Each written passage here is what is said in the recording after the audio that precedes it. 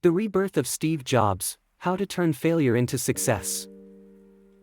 Did you know that one of the most successful men in the world was fired from the very company he created? This happened to Steve Jobs and it was devastating for him. Find out how he came out of this moment of darkness and how he used it to develop himself even further. I was fortunate in that I found out what I wanted to do in my life. Steve Wozniak, and I started Apple in my parents' garage when I was 20.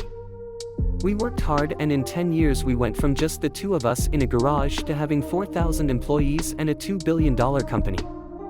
We had just introduced our most important creation, the Macintosh, a year earlier and I had just turned 30. And then I got fired. How can you get fired from your own company? Well, because of Apple's growth, we hired someone whose talents we trusted to run the company with me. Things went well at first, but then our visions for the future began to diverge, and we eventually had a falling out.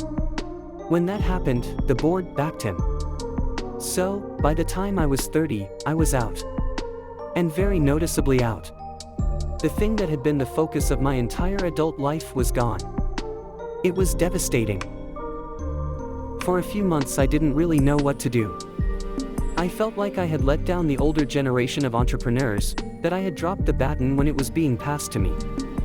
I met with David Packard and Bob Noyce and tried to apologize for screwing up.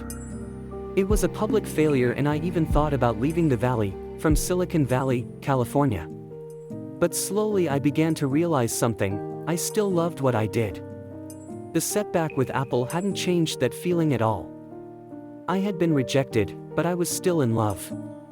And I decided to start over. I couldn't see it then, but getting fired from Apple was the best thing that could have ever happened to me. The heaviness of being successful was replaced by the lightness of being a newbie again. This freed me up, and I entered one of the most creative periods of my life. Over the next 5 years, I started a company called Next, another company called Pixar, and fell in love with an amazing woman who eventually became my wife. Pixar went on to create the world's first computer-animated film, Toy Story, and is now the most successful animation studio in the world. In a surprising turn of events, Apple bought Next. I therefore returned to Apple, and the technology we developed at Next is at the heart of Apple's current renaissance.